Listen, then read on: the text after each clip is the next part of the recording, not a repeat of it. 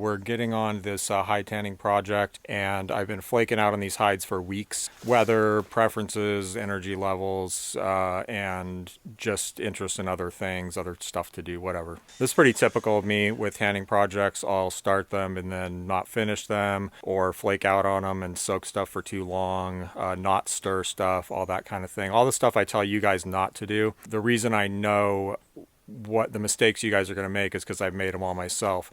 Not only that, I actually do that to an extent on purpose, with not just this, but other things too. Because making mistakes or like screwing things up is part of the learning process for real. That's not just rhetorical or like hyperbole. It's actually true. And what it does is it gives you a bigger picture of the landscape of the problem, I guess is a way that you could say it. Let's see what we can learn from these hides. I don't even know how long they've been on lime and soaking, and then one is in like a bark tan solution. But it's been too long for me to not be stirring them more, and mostly just not to be getting them out and start working on them. So given that these sheep hides are very thin, I'm kind of concerned that they might be screwed up, but we'll find out. There's a pretty strong ammonia smell. That's from proteins breaking down. These are in lime, and they're only minimally fleshed. So there's a lot of fleshy, fatty stuff, some blood. All of that can be breaking down in the lime, creating ammonia. That's not unusual or necessarily a bad thing to have like ammonia in your stuff here. So again, these were fleshed in a cursory manner, kind of get the bulk off. There's still some fat and meat and stuff on there. And then I just threw them in the lime because they don't flesh very easy when they're fresh. Hopefully some more of that stuff will come off now. Okay, first things first, identify the tail versus the head. This looks like the neck here. Now this beam is problematic. It is totally trashed. The surface is not very even. This is kind of a worst case scenario here today actually, because we're working on a very thin, typically very weak hide on an uneven beam surface. So this side of the beam is probably just out. I should probably work just in this area here. But even this is kind of bumpy, so I either need to fix that or be careful, or I'm just going to see how things go. For dehairing, it shouldn't be too much of a problem, but when I get down to fleshing the dehaired hide, it could really be a serious problem. Okay, so again, I mentioned in the last video that, it's one thing to be able to just like pull hair out and say, oh, this hair is slipping. But if you can take your hand and wipe the hair off, you see that? And literally like this may be enough to, dehair the hide just doing that. Or taking, wads of this wool, see, and pushing it. But there's other stuff in there too. If you've watched any of my other tanning videos, you know what, I'm going to link a video playlist at the end of this video that has just a whole bunch of tanning videos in it that you can check out if you're new to the channel or interested in tanning. I've talked before about how the lime isn't just taking out the hair. It's not just making the hair slip, but it's dissolving and messing up like other structures and stuff in the skin. It makes soaps out of the fats in the skin. There's, there's sweat glands. There's hair follicles where the hair goes down into the skin in like a little divot. And inside there's stuff that holds the hair in. There's the thing that grows the hair. There's little muscles that pull the hairs up. Like if you get goosebumps, there's a little muscle called the erector pili, and it pulls on the hair like it's a little muscle that actually contracts. At least this is how I understand it. Maybe might not be completely accurate, but basically there's something in there that pulls on the hair and makes it stand up and gives you like goose pimples. Now in last week's video I was talking about how you can get like, I had a picture of a goat skin in there that was like really bumpy and kind of goose fleshy looking. They call it pebbly grain. Then one where the grain was like smoothed out. And that's probably the difference, is that little muscle is contracted in the one goat skin where it's like all goosebumpy looking, and then the other one, those have been destroyed and they relax and let the hide like smooth out. So there's all kinds of other crap in there, and that stuff is getting like dissolved and broken down by the lime into component proteins and amino acids and who knows what. Using a scraper actually pushes that stuff out. Right now let's take a look here. So I haven't got my scraper yet, so I'm just going to use this piece of wood. You don't need a hide scraper to do this step. So I'm not scraping like a bulldozing action, which would normally be like this. I'm going to put it this way so that I'm just not damaging the skin at all, and I'm just dragging that stuff and squeegeeing it out. Okay, there's that divot right there. There's a hole in the beam. I can see the skin like going into that hole. That's really bad. That's a good way to damage the grain. But you see all that stuff? Like, that's not just water. It's lime, it's fats, it's dissolved proteins, it's all kinds of crap. So you still, even if you can push the hair out super easy, you still want to go over this side and go over it more than once. But we'll get to that as the hide progresses. You can just take a piece of wood like this. Maybe, you know, this is a little sharp, just dull it a little more, but it doesn't matter that much because you're really just dragging this hair out. In this case, with this wool, it might be easier just to pull the hair and then go over it. It looks like there's going to be areas that are a little bit tougher, which is not untypical of any hide of any kind. But you do want to go over this and start to squeegee that stuff out. Yeah, this stuff up here is not so slippy. So that actually may take a little bit of pressure with a tool to get off there. I'm just really afraid to push on this because of the uneven beam surface. I'd really much rather today spend my day making a new beam. I have a tree or two in mind of my favorite wood for making beams, which is big leaf maple, strictly West Coast tree, California through the Northwest into Canada. So I'll apply a lot of pressure later when I have a smoother beam surface. I'll either fix this one probably or eventually make another one. But the hide seems okay. It doesn't seem like it's damaged or anything, which, you know, probably shouldn't be. It's been pretty cool, and I think the lime was plenty strong, and I didn't not stir it at all. I just didn't stir it as much as I should. 3 or 4 times total. This is really satisfying work to just get rid of this stuff and get down to this nice clean skin surface. Okay, so we have a little section of hair here that's resistant to coming off, but I think it'll all come off, and I don't think there's going to be anything left on here. We just kind of pull and scrub this off. This tool doesn't work very well, but it works, and it's very safe, like for the hide surface. The thing that's going to really screw the hide up is more the fact that this surface is uneven rather than that this is like going to do any damage if you use it right. We'll work on getting some of this little remnants out later. So what I'm going to do is I'm going to start by just dehairing these hides like this, and then they're going to go back into the lime. I think I just want to get them all done like that, and then I'll think about dealing with this beam and making it more safer for fleshing these, because these have gotten very thin. I'm sure parts of them are 1/8 of an inch thick, but most of them are under 1/8 of an inch thick of actual skin I'm talking about, right? Not including all this membrane and stuff that's going to come off, because you can see right here where I just scraped a little,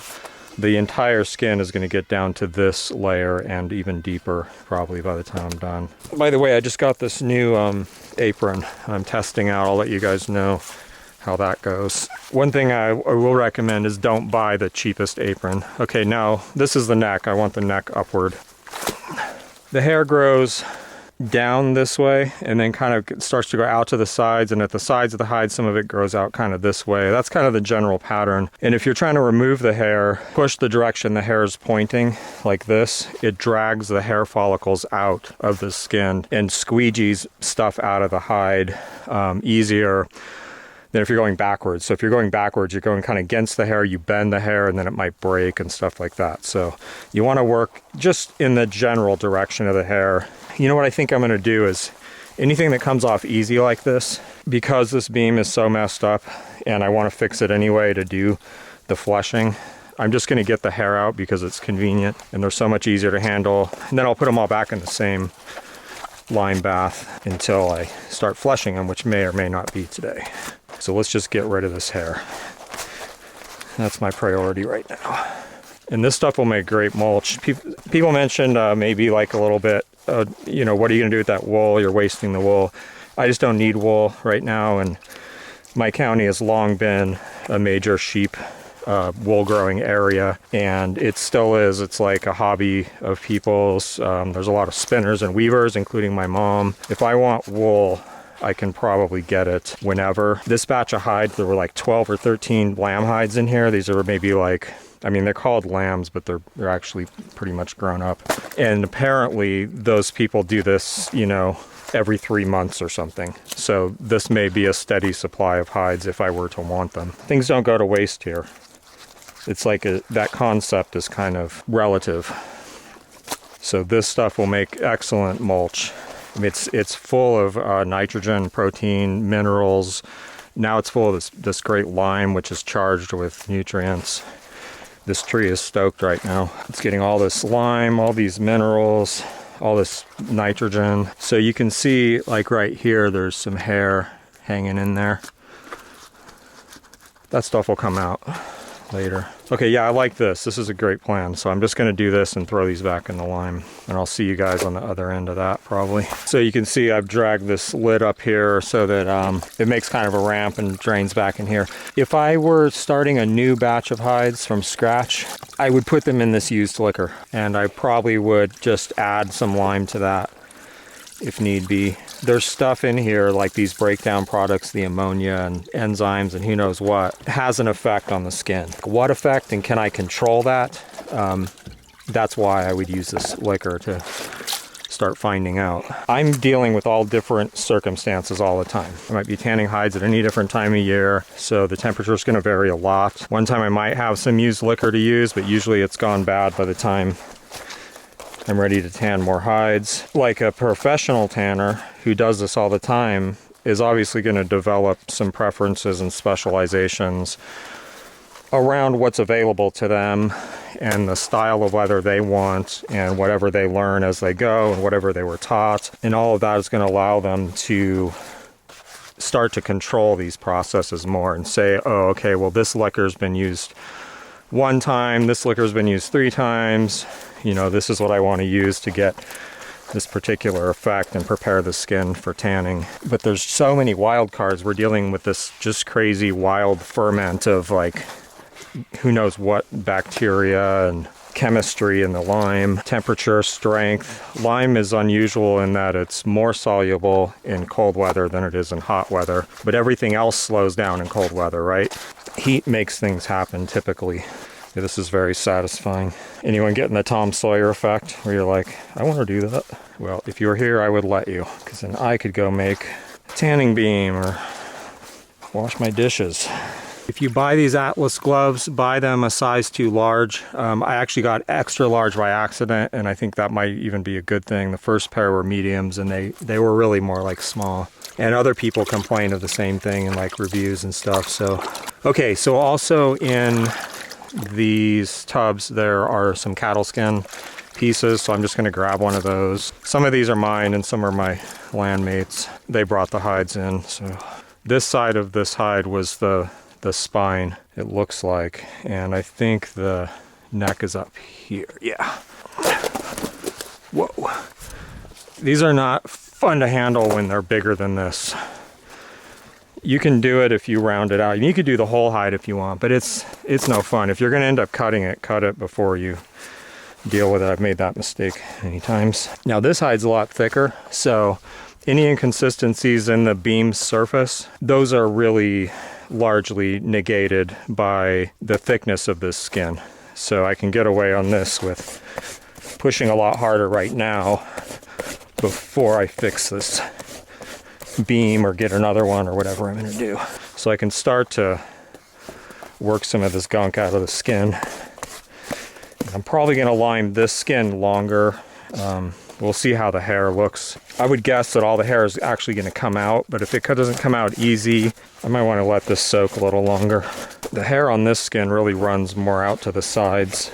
You know, most of the hair is coming out, but there's still like little strays that want to hang on. At least most of them, if not all of them, would come out with just more scraping. And you know, maybe like these hairs here don't want to come out. You probably can't see them, but there's just a few little hairs there. Maybe come from the side like that.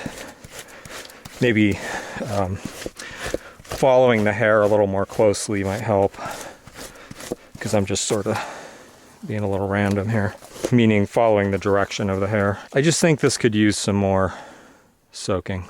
I don't have a reason to work on it right now if it doesn't need work. And I'm just going to put all my skins in this one tub now that they'll fit.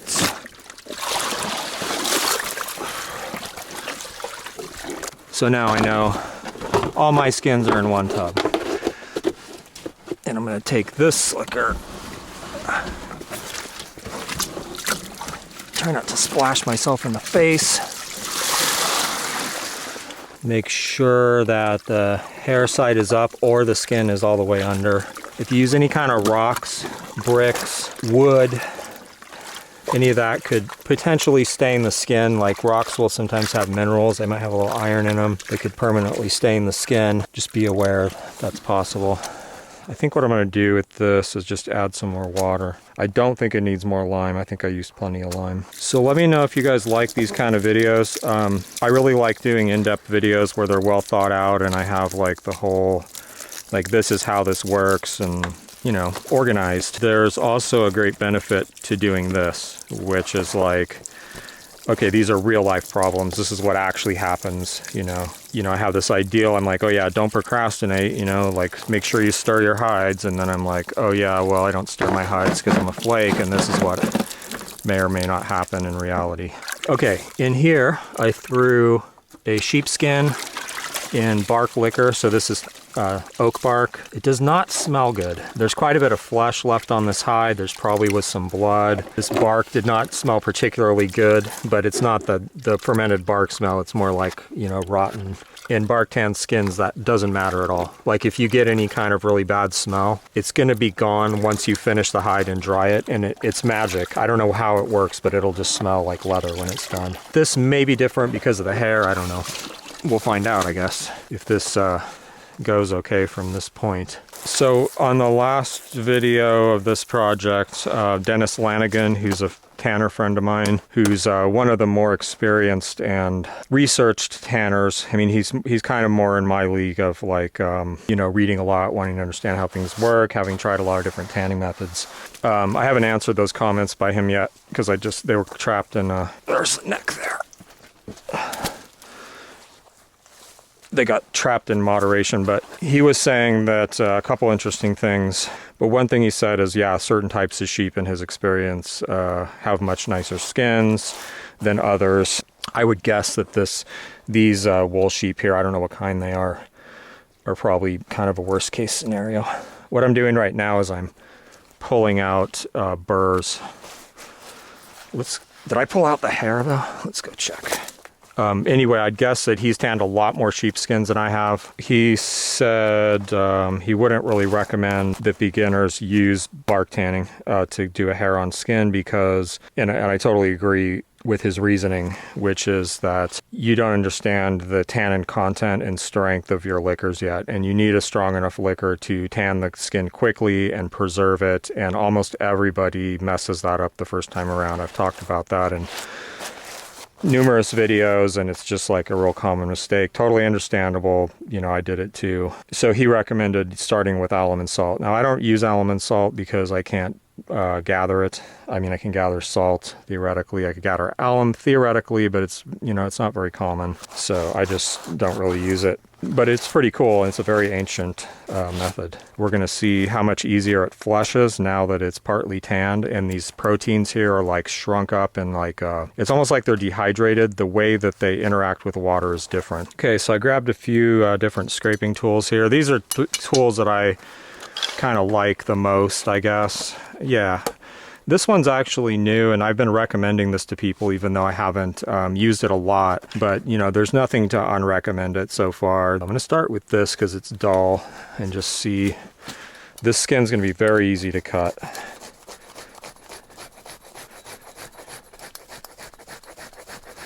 Now, fortunately, this hide has some padding between it and this lumpy beam. But there is another problem, which is that the wool has all kinds of burrs and stuff in it. It has like these spiky acorn caps from this tree right here, burdock burrs, and those things cause lumps that could cause me to have a cut in the skin. We're definitely gonna run into some. There's one right there. Okay, so I need to go here. Yeah, it's acorn caps. Oh damn, look at that. Slippage. Well, I wonder if that had to do with that burr or if that's going to be a trend. Let's find out. This hair is not set well enough. I just left it to sit in the tan too long with too much gunk on it, so that was like, you know, there's some decay going on, because it does smell. Now this tool feels a little too sharp, but I'm just going to use it and find out. I'm holding the tool really flat, so that's just going to be a little bit safer with a sharper tool like this, to keep the angle really low versus having it up like this. But as soon as I feel any bumps under there, I need to stop and find out what's under the skin that's causing this catch, because it'll cut. This tool is sharp enough to cut holes in the skin. It looks like I've made a little nick right there. So let's see how the rest of this hair is doing. Yeah, it's all coming out. So I don't really care enough about this hide to try to salvage it. And if I were to, what I would do is put it in lime. Now I'd wash it really well, several changes of water to get most of this bark and dye out. I might flesh it a little more, and then I would throw it into the lime bath and let it sit until the hair came out easy, and then see how it went from there. I wouldn't expect it to turn out great. Very likely have some discoloration, like a lot of different, you know, mottled kind of looking stuff. Looks like I was having some technical issues, so I don't know how much footage I lost. I have all this wool piled up to drain just so it's not as heavy before I go find a place to put it in the garden or on a fruit tree. And this is the partially barked tan hide, put into some lime solution. Threw some lime putty in there, mixed it up real good, and I should stir that, you know, not infrequently. I'll probably flake out on that too. I would work on those other sheep hides some more and just start processing them, because they probably don't need any more liming, or not much. But this beam is just in too bad a shape, so it's got all these nicks and stuff, and at least I need to smooth this section of this beam to work on. But with this stuff, I just really need to make a new beam, and that's something I do want to catch on video, and I'd rather not make that like a run and gun action cam type of video.